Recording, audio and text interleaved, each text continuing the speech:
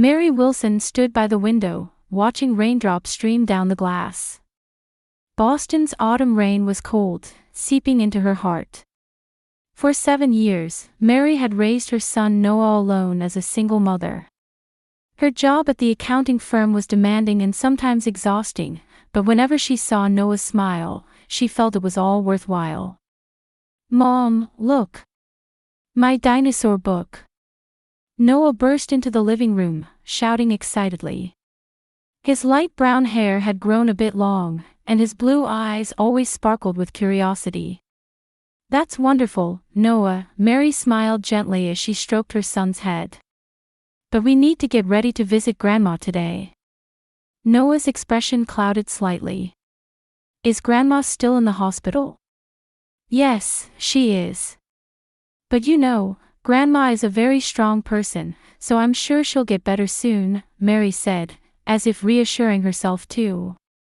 Mary's mother Eleanor was the former owner of a wealthy real estate company and now lived alone in an upscale neighborhood in suburban Boston.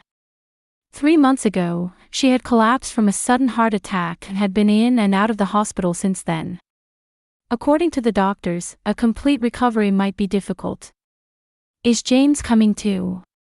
Noah's question made Mary hesitate for a moment. "Yes, he's coming. He said he's looking forward to seeing Grandma."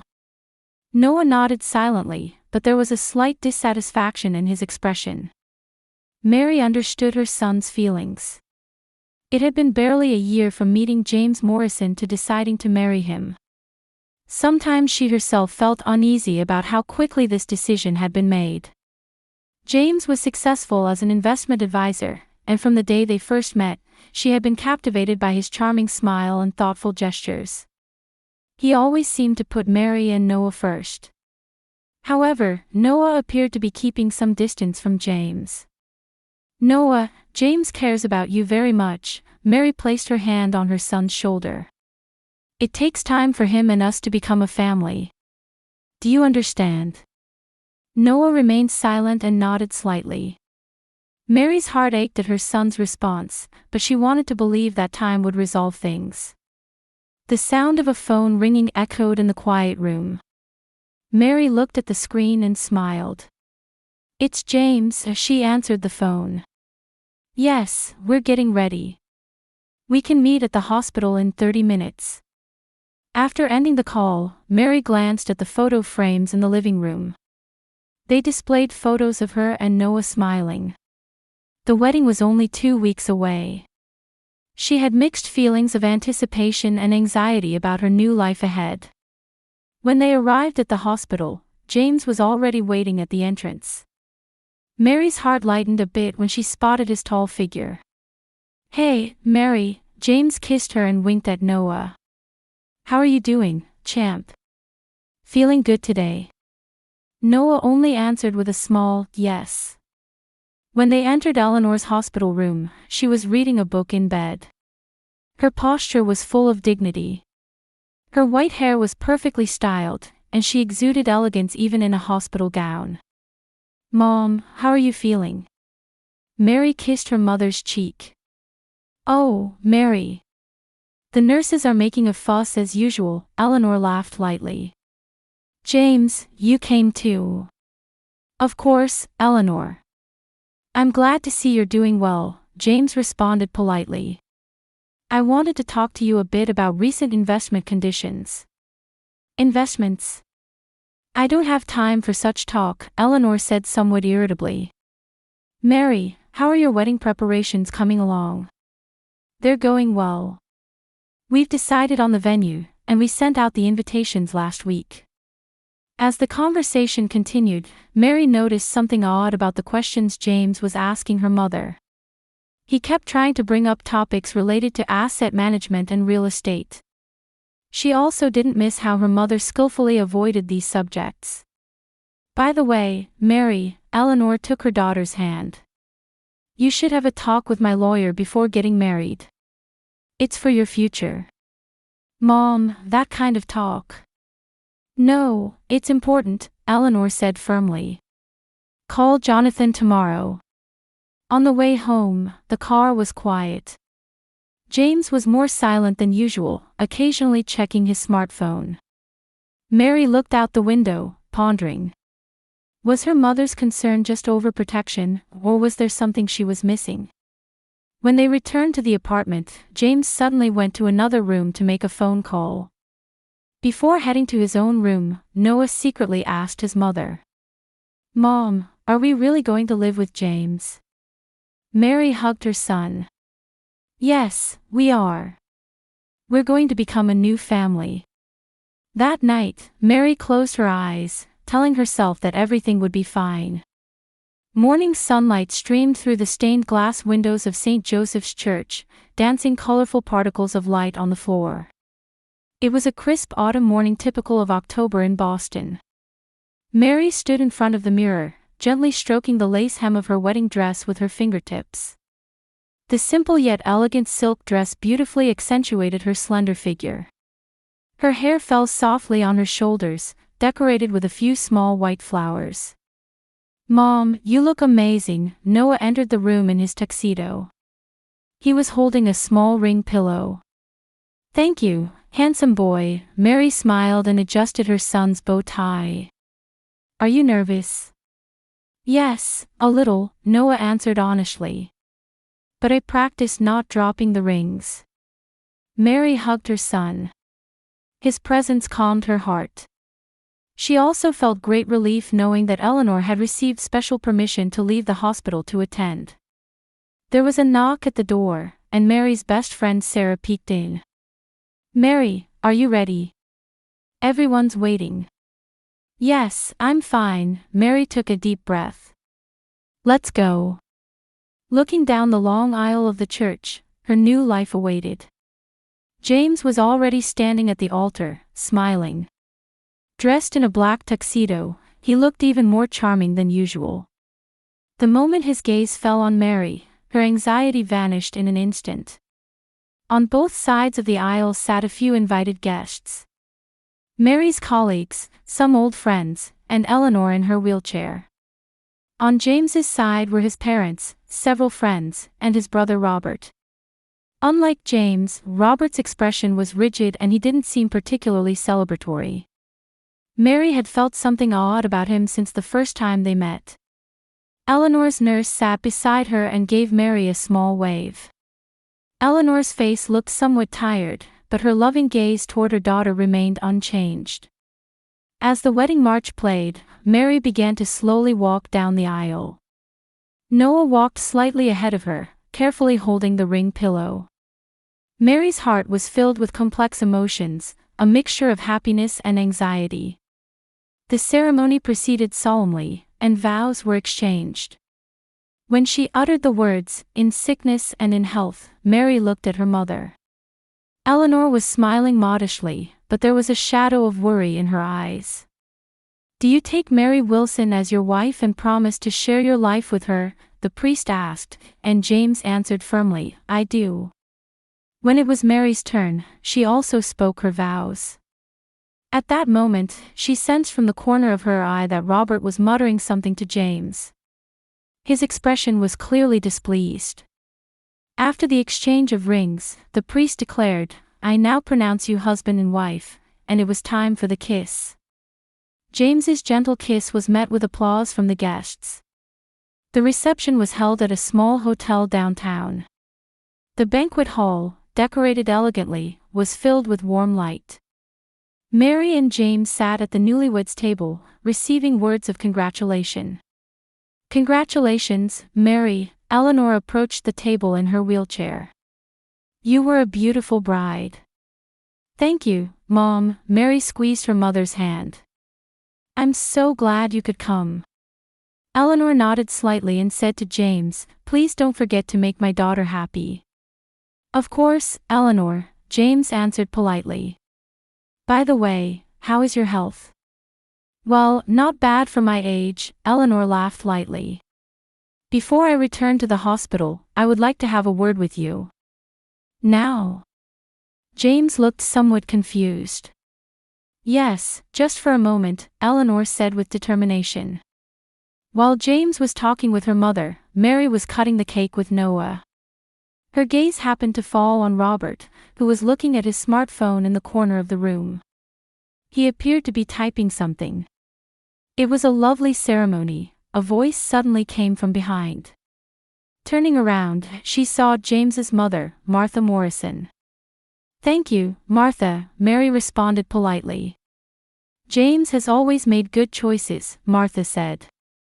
There was something calculated in her voice. "We're happy to welcome you and Noah into his life." "We feel the same," Mary replied. However, she felt a bit uneasy at the cold light in Martha's eyes. "Noah is a wonderful child," Martha tried to pat Noah's head, but he pulled back slightly. "He's not James's child, is he?" Mary was momentarily speechless at the direct question. "No, he's from my previous marriage." "I see," Martha said only that and smiled. "Eleanor is a lovely person. I heard she's quite wealthy." Mary frowned. "My mother is just a real estate agent." "I see," Martha shrugged lightly. "I'm glad to become part of such a nice family." After Martha left, Mary was overcome with a deep sense of unease. She couldn't shake off the odd feeling about this family. Robert's cold gaze particularly bothered her. When James returned, his expression was somewhat clouded. "How was your talk with Mom?" Mary asked. "Oh, nothing important," James answered somewhat curtly. "Just her usual worries. She seemed to want to talk to you before returning to the hospital." "Yes, just about her will." "Elderly people often talk about such things," James laughed lightly. "Come on, let's have more champagne. To our new life." Mary raised her glass, but deep inside, she felt something was off. She was curious about what her mother had discussed with James, but today was her wedding day. She decided to stop harboring doubts. As the reception continued, Mary occasionally looked for her mother. Eleanor was preparing to leave early with her nurse. Mary rushed over to her. "Are you leaving already?" "Yes, I'm a bit tired," Eleanor answered. "Mary, are you happy?" "Of course, Mom." "Noah tells me that James sometimes makes phone calls at night," Eleanor said quietly. "Be careful, Mary. My lawyer will contact you tomorrow." "Mom, today." "Today is your day." "Yes," Eleanor squeezed her daughter's hand. "Just promise me. If anything happens, contact me immediately." Mary nodded and kissed her mother. After Eleanor left, she stood alone, deep in thought. Her mother's words, Robert's attitude, Martha's questions. Everything felt a bit strange. "Hey, beautiful bride," James embraced her from behind. "What are you thinking about?" Mary turned and looked into her husband's eyes. "Nothing," she smiled. "Just thinking about our future." James kissed her. "It will be a wonderful future, I promise." The wedding reception was running longer than planned. As it passed 6 o'clock and the venue lighting gradually changed to the warm colors of twilight, Mary, showing signs of fatigue, took her son Noah's hand. "Noah, shall we take a little break?" Mary said gently. "Let's rest in the waiting room, and then we'll say our final goodbyes." Noah nodded slightly. His blue eyes were a little moist with tiredness, but he was trying hard to fulfill his important role in his mother's wedding. "Mom, I want some water." Mary stroked her son's back as they headed toward the waiting room. Her wedding dress still shimmered beautifully, but her body was enveloped in fatigue from hours of standing and socializing. The weeks leading up to the wedding had been a continuous strain. Worries about her mother Eleanor's health, the rushed wedding preparations, and the small doubts lingering in the back of her mind. Still, today was special. A day to celebrate the beginning of a new life. "I'll get you water in a minute," Mary said. "But first, I need to fix this dress a bit." As she reached for the door to the waiting room, she heard James's voice coming from down the hall. He had disappeared from the reception once, but she hadn't thought much of it. As the groom, he probably needed to speak with many guests. However, the voice she heard next froze Mary in her tracks. It seemed that James and his brother Robert were talking in a small reception room. The door was slightly open, and their voices clearly leaked into the hallway. Mary instinctively stopped. "What's with the gloomy face you've had this whole time?" It was James's voice. "It's my wedding day, you could at least offer some congratulations." "Don't joke with me," Robert's voice was low and angry. "Why did you marry someone like her?" Mary's heart began to race at those words. She unconsciously gripped Noah's hand tightly. Noah looked up at his mother with a confused expression, but Mary quietly put a finger to her lips, signaling him to be quiet. "You're still saying that?" James sighed. "I've explained it to you many times. This is our chance." Chance. Robert's voice was full of sarcasm. "How is taking care of that woman and her brat a chance?" "You have no understanding," James's voice was cold. "Eleanor Wilson's assets are among the top in Boston. Just her real estate is worth millions of dollars. All of that will be inherited by Mary. If I marry her, that wealth effectively becomes mine." The blood drained from Mary's face. She pulled Noah closer with trembling hands. Noah sensed that something was wrong and silently nestled against his mother. "That's too risky," Robert said. "Eleanor isn't dead yet, and that old woman is clever. She must be suspicious of you." "Don't worry," James's voice was full of confidence. "Eleanor's health is worse than we thought. The doctors say she has 6 months to live. Before she dies, I need to convince Mary to let me manage the inheritance. After that, it's easy." Tears fell from Mary's eyes. The true nature of the man she had believed she loved for the past year was this ugly. Noah looked up at his mother anxiously, but Mary could only grip his hand tightly. "There's still risk," Robert's voice continued. "What about Mary? Do you know her secret?" "Actually," James cut in, "I know. Who she is, why she's a single mother, I investigated it all. I even know the real reason her ex-husband left. Her weakness is rather convenient. I can use it if necessary." At that moment, Mary held her breath and gripped her 7-year-old son's hand tightly. She couldn't even wipe the tears streaming down her cheeks. "Does Vanessa know?" Robert's voice could be heard. "That you're doing this?" "Of course," James laughed. "She's part of the plan. If Mary becomes a problem, I was planning to disappear with Vanessa and the money. But now, I've found a way to get it legally. Through marriage." "Then why did you call me?" Robert's voice was skeptical. "Because you're my brother," James's footsteps came closer. "And when the plan succeeds, there's a share for you too. Just keep quiet today. I don't want Mary to get suspicious." Footsteps approached. Mary quickly pulled Noah along and began walking toward the opposite end of the hallway. She couldn't let James see her. In her mind, she recalled her mother Eleanor's warning words, "Be careful." And now she understood everything. Just as Mary and her son turned the corner of the hallway, she heard a door opening behind them. She didn't look back. Something within her had crumbled, and simultaneously, a new determination was sprouting. When they reached the waiting room, Mary closed the door and locked it. She knelt down and cradled Noah's face in both hands. "Noah, listen," her voice was trembling but full of determination. "We need to leave here. Right now." "What's wrong, Mom?" Noah's eyes were wide with anxiety. "There's no time to explain," Mary stood up and grabbed her handbag. "Just trust me. We're going to a safe place." "What about James?" Noah's question pierced Mary's heart. He's not coming with us," Mary answered quietly. She quickly stuffed valuables into a small bag and put on a coat over her wedding dress. It looked unnatural, but this was no time to worry about such things. We'll go out through the back door, Mary took Noah's hand. Quietly, without being seen by anyone. They went outside through the back exit of the waiting room. The cold autumn wind struck their cheeks. Various thoughts swirled in Mary's mind.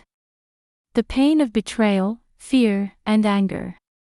But strongest of all was her maternal instinct to protect her son.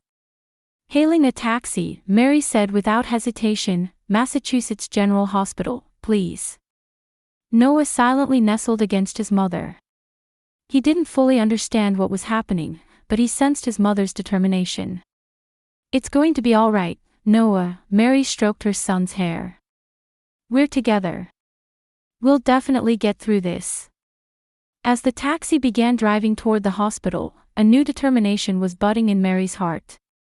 To go to her mother, tell her the truth, and begin a new life for herself and her son.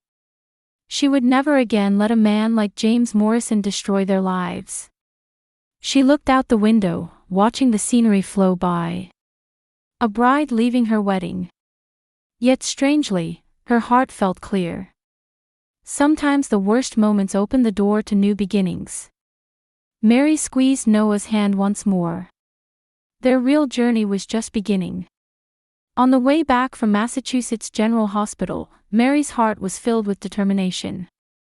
Eleanor had been surprised by her daughter's sudden visit but quickly understood the situation and told her, "Don't go back to your apartment. Go to my house. The key is in the usual place." It was past 9 in the evening when they arrived at Eleanor's house in suburban Boston. Mary put the exhausted Noah to bed in the guest room. He was confused but soon fell asleep. "Noah, it's okay. Mom will protect you." Mary kissed her son's forehead and left the room. She was still wearing her wedding dress. Standing in front of the mirror, she stared at her reflection. This morning she had been a happy bride. Hours later, she had become a victim of deception. She slowly took off her dress and showered. As hot water enveloped her body, her tears finally flowed freely. After her shower, Mary went to her mother's room. She picked up the mobile phone Eleanor had left behind and checked for missed calls. As expected, there were over a dozen calls from James.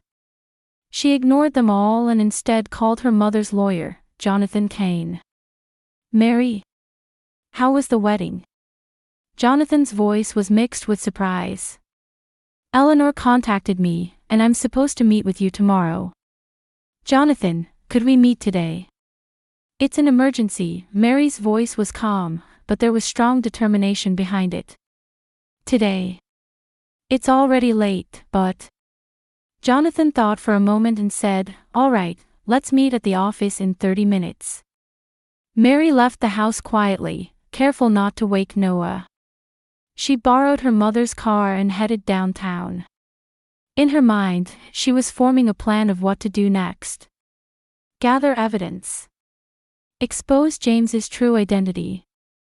And most importantly, protect Noah. The next morning, Mary woke up early. Last night, after discussing with Jonathan, she had started the necessary legal procedures: annulment of the marriage, protection of assets, and most importantly, filing for a restraining order. She quietly peeked into Noah's room. Her son was still sleeping. She made breakfast and sat at the table, thinking about her next move. To fully expose James's true identity, she needed more evidence. "Mom, aren't we going back home?" Noah entered the kitchen with a sleepy voice. "We'll be staying at Grandma's house for a while," Mary answered gently. "Noah, do you remember what happened yesterday?" "Yes," Noah nodded slightly. "James was saying bad things." "That's right." Mary placed pancakes in front of Noah. "Noah, can you tell me something? Have you ever heard James talking about money?" Noah thought for a moment, then nodded. "Yes. He made phone calls at night. He was talking about Grandma's money." Mary gently took her son's hand. "Thank you, Noah. That's important information." After breakfast, Mary left Noah at her mother's house and headed to her apartment. She intended to search through James's belongings while he was away. Before turning the key at the apartment, she took a deep breath.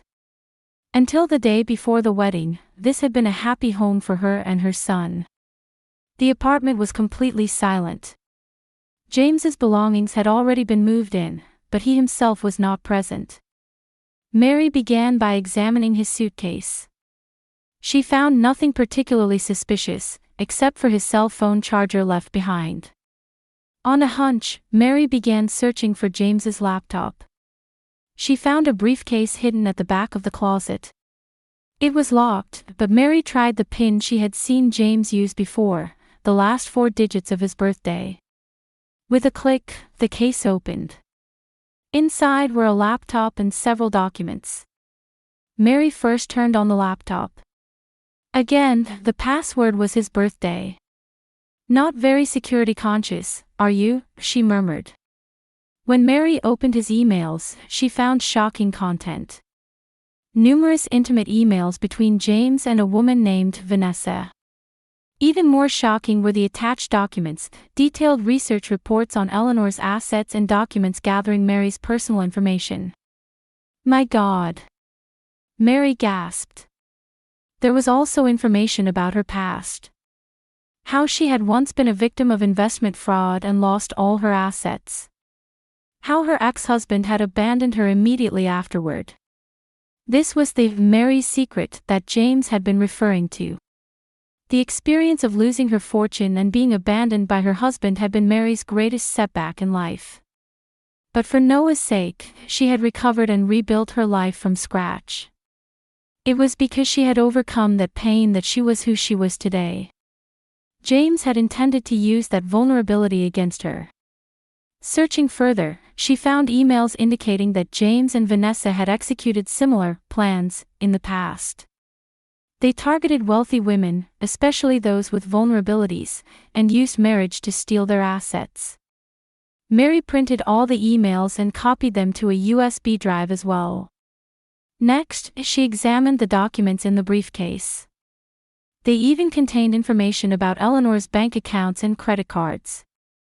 "He was targeting my mother from the beginning." Mary was filled with a mixture of anger and sadness. An even more shocking discovery was documentation about James's true identity. His real name was James Harrison, and Morrison was an alias. He had been arrested for fraud, but the case had been dropped due to insufficient evidence. While gathering toiletries from the bathroom, Mary found a small medicine bottle in James's medicine box. There was no label, but she knew what the medicine was. Just before Eleanor had collapsed from a heart attack, James had eaten dinner with her at Eleanor's house. Everything connected. James had targeted Eleanor. But when Eleanor didn't die and began recovering in the hospital, he changed his strategy and approached her daughter, Mary. He chose to marry her as a way to legally access the assets.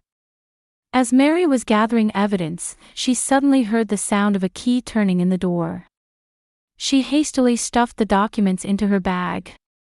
"Mary?" It was James's voice. There was no time to escape. Mary took a deep breath and composed herself. She couldn't arouse his suspicions now. "James," she responded, feigning calmness. "Why did you leave me at the wedding venue?" James's expression looked worried, but there was something cold in his eyes. "What do you mean?" "You disappeared. Everyone was worried." "I felt ill," Mary lied. "Noah wasn't feeling well either, so I went to my mother's house first. I tried to find you to tell you, but I couldn't." "I see," James seemed relieved. "Why didn't you answer your phone?" "I left it in the car," Mary smiled. "I'm sorry, I didn't mean to worry you." James approached her and tried to embrace her. Mary hid her revulsion and accepted the embrace.